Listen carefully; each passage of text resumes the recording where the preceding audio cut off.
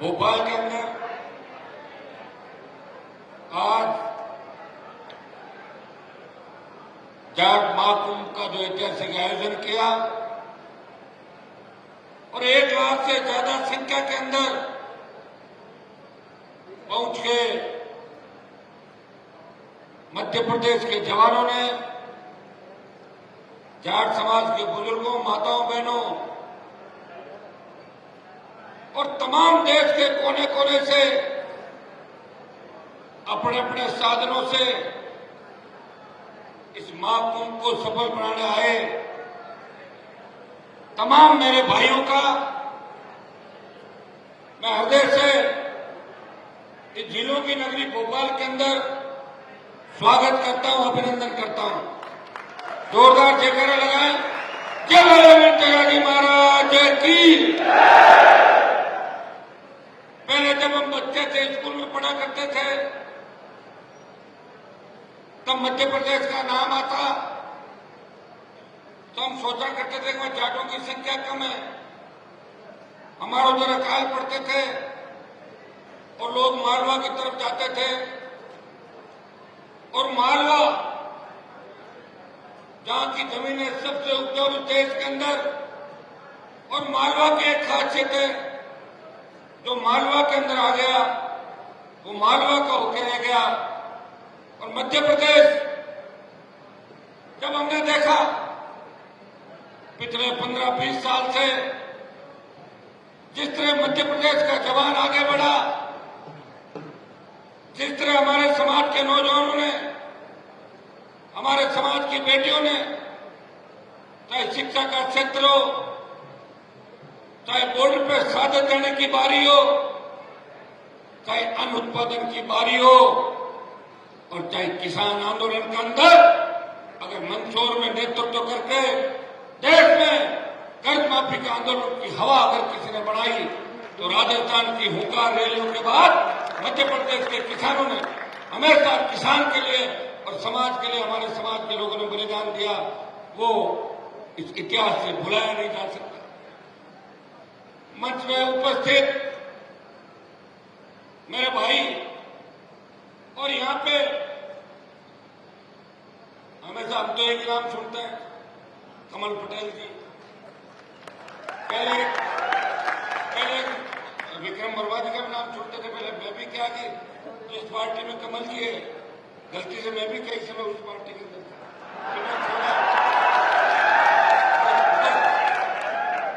क्योंकि हमारी मजबूरियां थी वहां पे।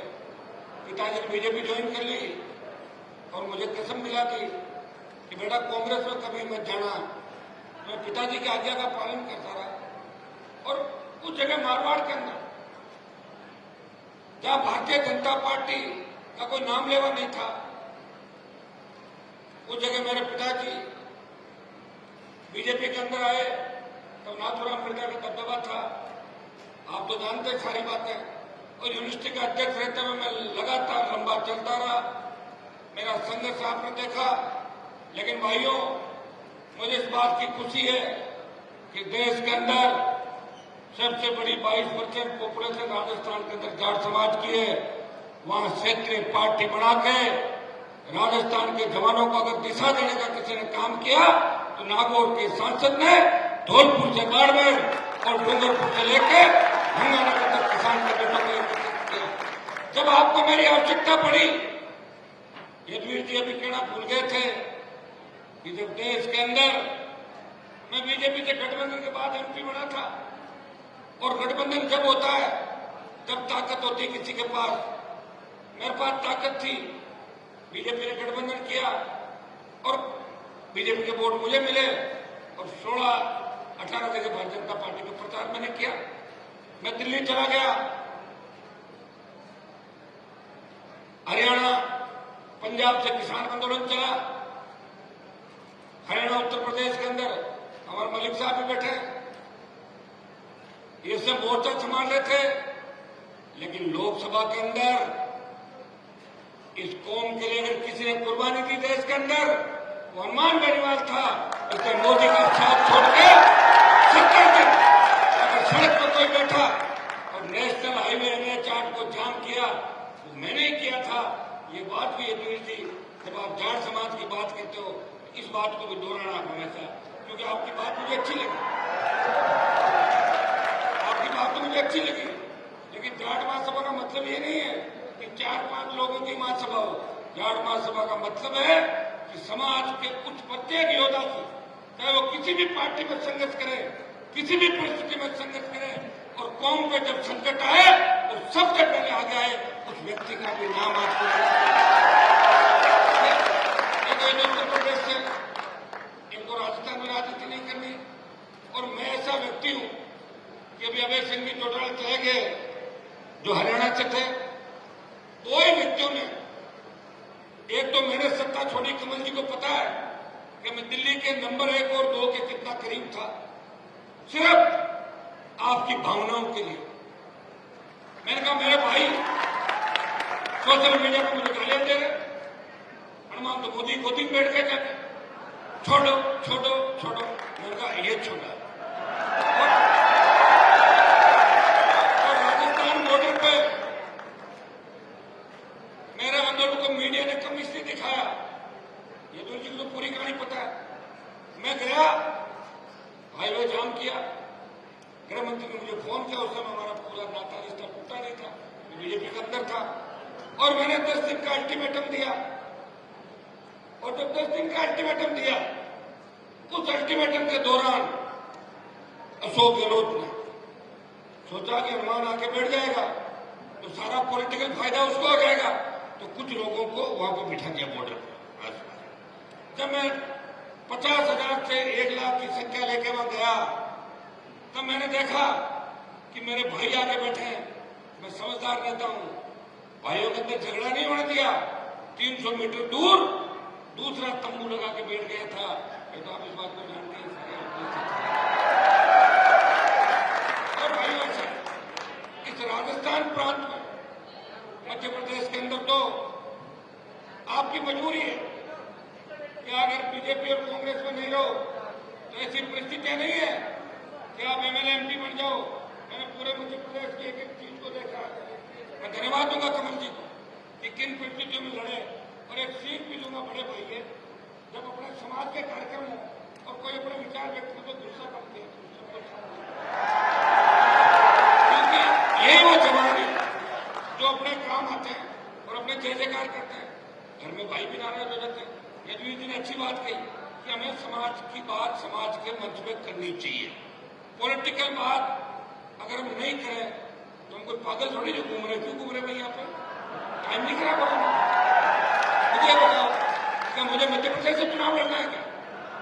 मेरा 3 दिन का टाइम मेरा आने जाने का जाएगा, तो अगर तुम्हें संदेश ही नहीं देके जाऊंगा मैं खाली थोड़ी बैठा हूं, फालतू क्या?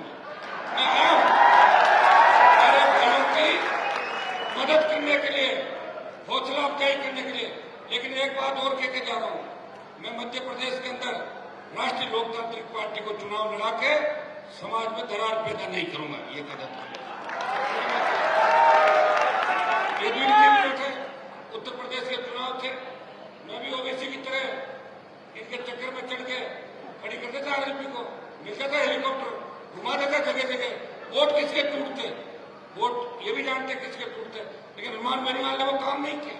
हरियाणा के अंदर चुनाव थे, लोकसभा में गठबंधन में था, फिर भी भूपेंद्र हुड्डा उनके बेटे के खिलाफ बीजेपी के नेताओं के कहने के बावजूद भी नहीं गया प्रचार करने, और ये तमाम लोग हनुमान को और उनके परिवार को हराने वहां उन जगहों पर आए। तो सौदा बराबर का होता है, एक तरफा नहीं होता। लेकिन मैंने हमेशा बलिदान दिया। मेरा पूरा इतिहास जब उठा के आप देखोगे कि राजनीति के अंदर कमल जी मंत्री बने, मैं भी बन जाता 2003 के अंदर। मेरा कौन था वसुंधरा, जमीन का झगड़ा तो था नहीं मेरा। वसुंधरा 3 में मंत्री बनता, 8 में फिर बनता कपाड़ा बदल के, 13 में फिर बनता, 18 में बनता और मोदी जी के साथ दिल्ली में बढ़ जाता।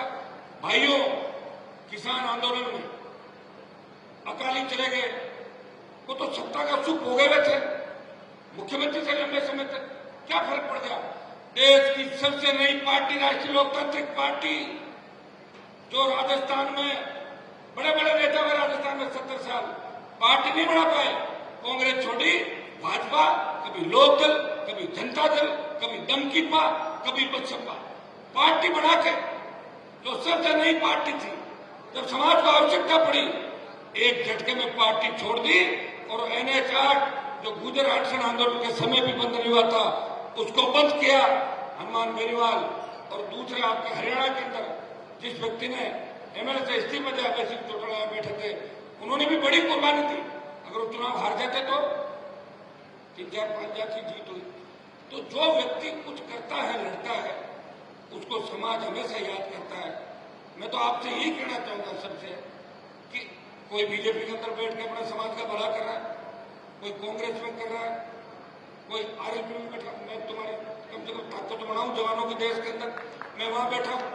कोई व्यक्ति अपना बॉर्डर पे रखवाली कर रहा है, कोई जम्मू कश्मीर में कर रहा है। अपने मतभेद हो सकते हैं, मनभेद नहीं हो सकते।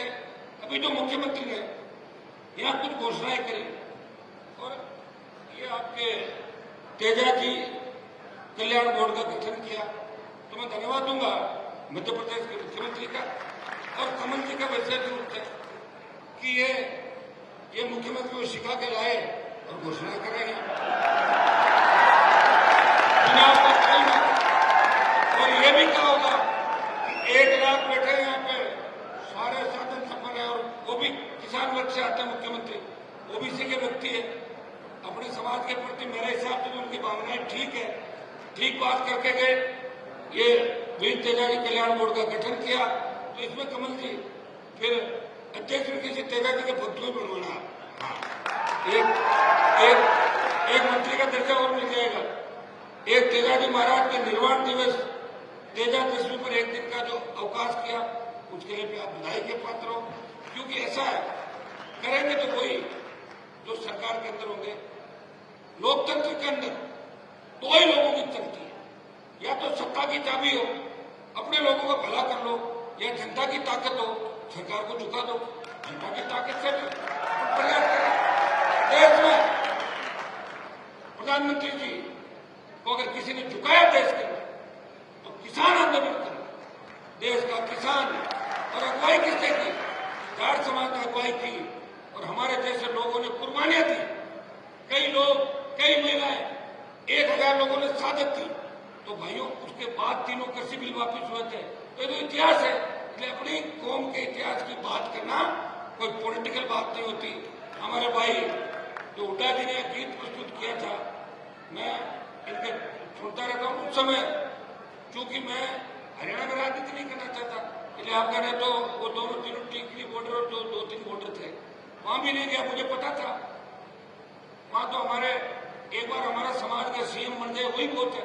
15-20 में जो CM के दावेदार पहले से बैठे, इसलिए मैं ऐसी जगह जाके अपना समय नहीं खराब करता और अपने लोगों को मदद करता हूँ। और इसीलिए देश का नौजवान हनुमान बेनीवाल से प्यार करता है। एक बात लोग और कहते हैं हनुमान बेनीवाल तो नौजवानों को खराब कर रहा है। आप ये बताएं, अगर मैं ही नौजवानों को खराब कर रहा हूं, उस देवता के दर्शन करवा दो जो नौजवानों के नेतृत्व कर रहा हूं, उसे दर्शन करवा दो। भाइयों, जब अग्निपथ आया था देश के अंदर, इस लोकसभा के अंदर कांग्रेस पार्टी ने अग्निपथ का विरोध नहीं किया। वोट के लिए आ जाएंगे कांग्रेस के लोग आपके बीच। मैं उस दिन था लोकसभा के अंदर, मैंने कांग्रेस के लोगों से बात करी। मैंने कहा अग्निपथ के मामले में आप लोग भी साथ रहो। मैं तो एक हूं अंदर भाई, संख्या तो दूसरे दलों की ज्यादा है। तो कांग्रेस वालों ने कहा हम भी अग्निपथ की बात करेंगे। और जैसे ही लोकसभा चली, इतने में कांग्रेस वाले दूसरी तख्ती लाए और मेरे हाथ में थी अग्निपथ, वो लाए ED की कार्रवाई बंद करो, सोनिया पे भ्रष्टाचार का आरोप कम करो। अकेला व्यक्ति पार्लियामेंट में लड़ रहा है। मेरे परिवार की कोई सेना में नहीं है, लेकिन मुझे लड़ना था देश के जवानों के लिए।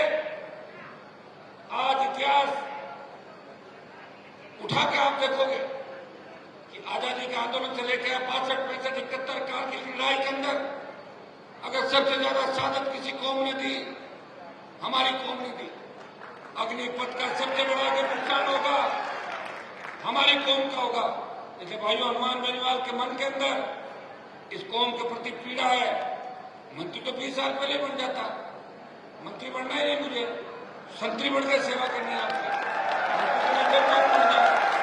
जब चाहूं दिल्ली में बढ़ जाऊं और जब चाहूं राजस्थान में 5-7 मंत्री बनवा लूं, ये काम नहीं करना। मुझे करना है राजस्थान की सत्ता पे तेजा जी के भक्त को राजस्थान का मुख्यमंत्री बनाना। और मैं आपको यह भी विश्वास दिलाता हूं, मैं दूसरे नेताओं की तरह नहीं हूं कि हरियाणा के अंदर अगर जनाधार खो गया तो राजस्थान में आ रहे हैं, राजस्थान में आके मेरी कॉन्स्टिट्यूंसी में आ रहे हैं, कोई नकली ईंट दे रहा है, कोई दूसरे पैसे देके जा रहे हैं।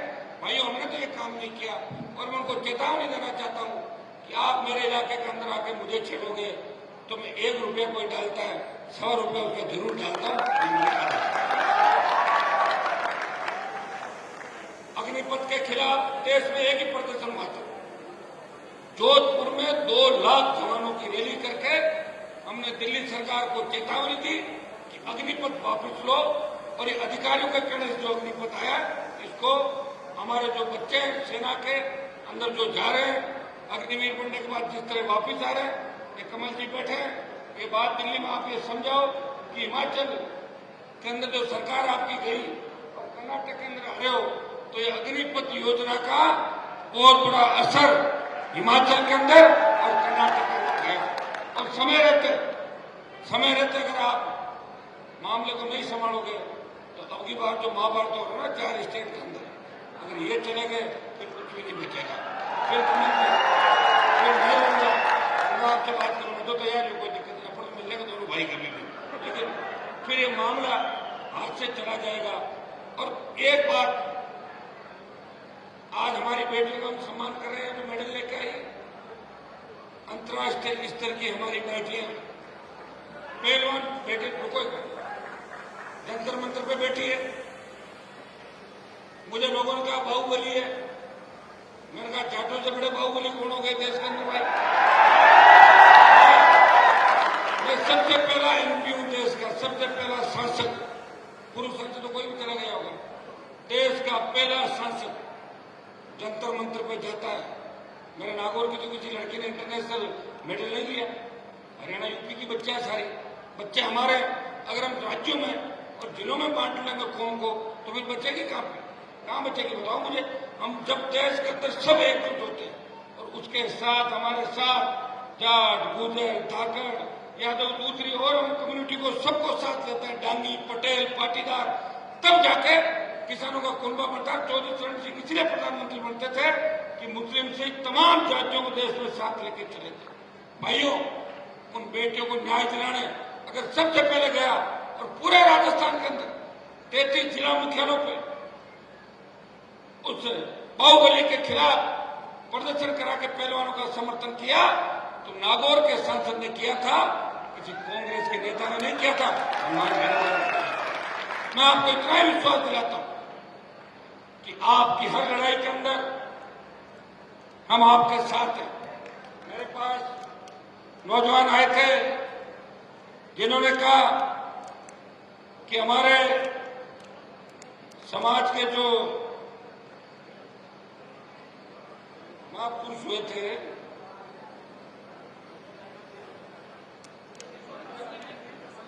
यशोधर्मन वीर, वो जाट राजा थे और उनके नीचे शायद दूसरी जाति लिख दी। तो मंत्री जी आप भी बात करें, चुनाव का टाइम है, मैं भी दिल्ली वालों को दिखाऊंगा मेरे साथ चुनाव के टाइम मामला बैठ सकता है। कम से कम हमारा राजा तो छीन के कोई दूसरा नहीं ले गए, राजा तो हमारे जो उनको रखो।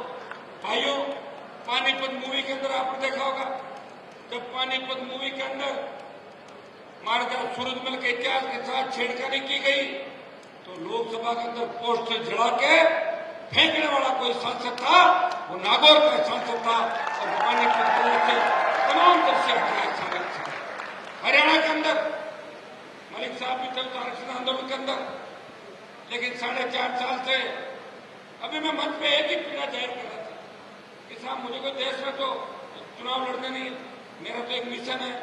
राजस्थान में क्षेत्रीय पार्टी की लंबे समय से डिमांड थी, राजस्थान में क्षेत्रीय पार्टी नहीं बनी, हरियाणा में क्षेत्रीय पार्टी भी बनी, हमारे समाज के सीएम भी रहे, यूपी में सीएम रहे और यूपी के प्रधानमंत्री रहे, दिल्ली के सीएम रहे, लेकिन राजस्थान में सीएम नहीं बना। 50-52 विधायक हुआ करते थे, आज भी 38-40 एमएलए, और 38-40 में से अगर 20 किसी की वजह से एमएलए है तो हनुमान बेनीवाल की वजह से, जिनको जिताया राजस्थान के अंदर। पार्टी के वोट बैंक की अगर चिंता करता तो वोट बैंक तो मेरा बढ़ जाता, 9 लाख से 17-18 लाख हो जाता, लेकिन हमें एमएलए घट जाते। मैंने मेरे समाज के साथ साथ कई शेड्यूल कास्ट के विधायकों की, अन्य पिछड़े हमारे जो गुर्जर समाज के भाइयों की, उनकी भी मदद की। और आपको पता होगा जब 2018 के अंदर राजस्थान में मुख्यमंत्री का चयन हो रहा था, एक विधायक सपोर्ट के लिए जा रहा था, तब सचिन पायलट ने मुझे कहा कि हनुमान जी, अगर आप अपने तीनों विधायक मुझे देते हो तो मैं सीएम बन सकता हूं। मैंने प्रेस कॉन्फ्रेंस करके कहा कि जाट भी तेजा जी की जय बोलते हैं और गुर्जर भी तेजा जी की जय बोलते हैं, ये हमारे भाई है, पायलट को सपोर्ट करता हूं। और ऐसा कोई कह सकता है, मुझे बताएं। ये हम वो हैं जो कहते हैं वो करते हैं। पॉलिटिकल माइलेज लेने की हमें कोई आवश्यकता नहीं। हमारा संघर्ष सबके सामने, एक व्यक्ति लड़ाई लड़ रहा है। मेरे पिताजी कोई मुख्यमंत्री नहीं थे, मेरे दादाजी कोई दिल्ली के नेता नहीं थे, हाँ विधायक जरूर थे।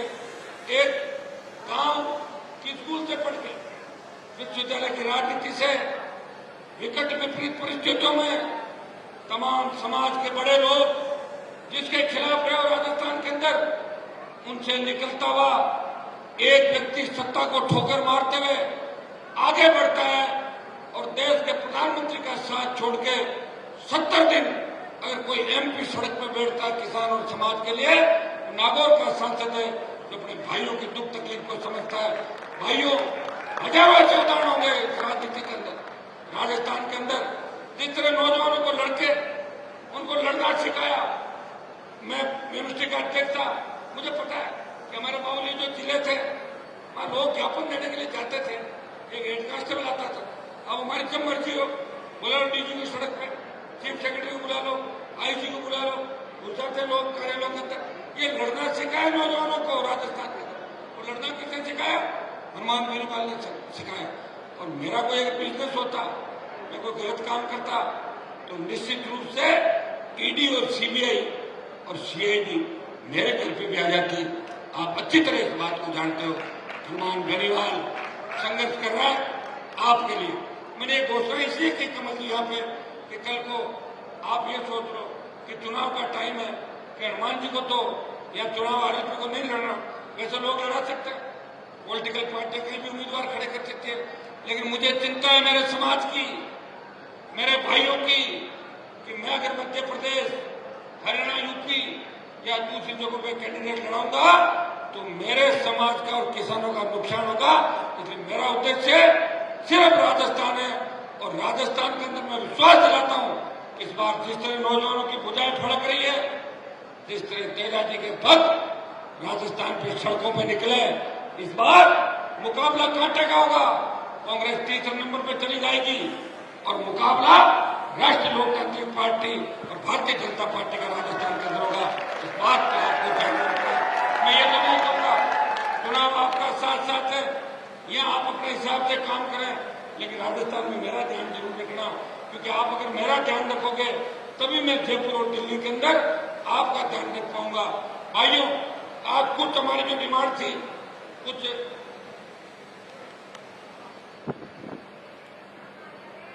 करीब मांगों पर सहमतियां बढ़ी। ओबीसी आरक्षण की बात कर आप लोकसभा के अंदर रोज मेरे भाषण सुनते हैं, जितना मुझे मौका मिलता है। आप जानते हो लोकसभा के अंदर बोलने का टाइम बहुत कम मिलता है। ये तो मेरी अलग पार्टी है, इसलिए रोज 3-5 मिनट तो ले ही लेता हूँ रोज लोकसभा के अंदर, आप देखते हैं। और 3 मिनट 5 मिनट आपके लिए, चाहे मामला कहीं का भी हो। मैं ओबीसी आरक्षण के बिलों पर बोलते हुए कहता हूँ कि बढ़ाकर इसको 27% करें। और जो हमारे 9 राज्य हैं, मध्य प्रदेश, उत्तर प्रदेश, उत्तराखंड, दिल्ली, जम्मू कश्मीर, हिमाचल प्रदेश, हमारा राजस्थान का धौलपुर, भरतपुर, ये जो राज्य हैं, इनको स्टेट के अंदर तो ओबीसी का आरक्षण है, लेकिन दिल्ली में इनको आरक्षण नहीं है। लोकसभा के अंदर कई बार इस मामले को उठाया, मैं आपको विश्वास दिलाता हूं, मध्य प्रदेश से कमल जी पैरोकारी करेंगे, यदुवीर जी मलिक साहब बैठे हैं, हम सब मिलकर प्रयास करेंगे। जब वचन ये कहने के दिया है बीजेपी के नेताओं ने उस समय कि वे आरक्षण देंगे, तो ये चुनावी साल है, जो मानसून सत्र होगा इसमें पुनः मैं भी पुरजोर तरीके से लोकसभा का जो हमारा हाउस के अंदर जहां हम बात रख सकते हैं, जो प्लेटफॉर्म है हमारा, उसमें पुरजोर तरीके से बात को उठाएंगे। आवश्यकता पड़ी सड़कों पे उतरेंगे, आवश्यकता पड़ी दिल्ली को घेरेंगे। तमाम जो राज्य हमारे बचे हुए हैं उन तमाम राज्यों के जाटों को दिल्ली में आरक्षण मिलना चाहिए।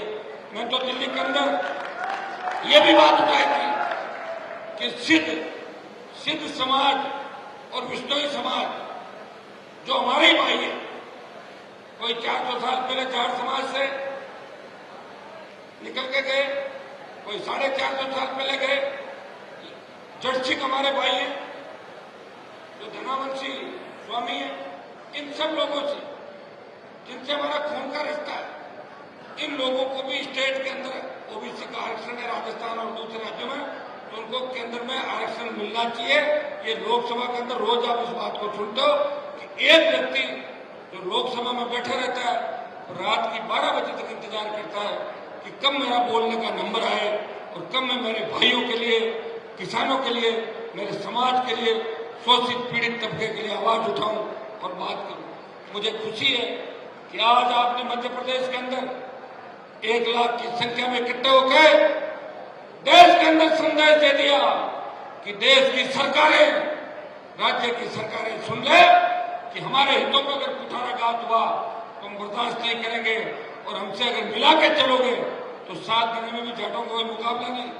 प्रधानमंत्री जी को 2 बार अगर प्रधानमंत्री बनाने में सबसे ज्यादा किसी कौम की भूमिका है तो जाट कौम की है, जिन्होंने एक तरफा उत्तरी भारत के अंदर मतदान करके मोदी को सत्ता के चक्कर में बिठाया था।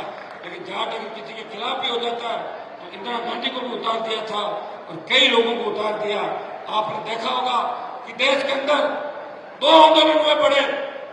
राजस्थान में गुर्जर आरक्षण आंदोलन हुआ, बेहतर गुर्जरों ने शहादत दी और उस शहादत के बाद देश में बात चली कि गुर्जरों से बड़ा आंदोलन नहीं हो सकता। लेकिन उसके बाद जब हरियाणा का जाट अपने आरक्षण आंदोलन की लड़ाई लड़ रहा था और भाइयों उसका लाइव टेलीकास्ट मैंने देखा टेलीविजन पे, कई जो लोग थे वहां उन्होंने आंखों देखी बताई कि मिलिट्री भाग गई थी और ऐसी लड़ाई या तो महाभारत के अंदर हुई थी, ये हरियाणा के जाट आरक्षण आंदोलन के अंदर जाट नौजवानों ने सरकार के छक्के छुड़ा दिए थे।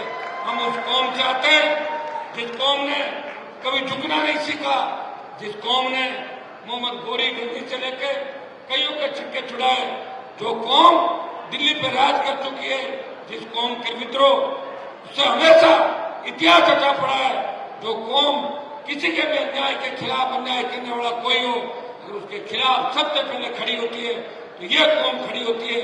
हमें इस बात का ध्यान रखना है, जोश रखना है, लेकिन जोश में होश भी रखना है।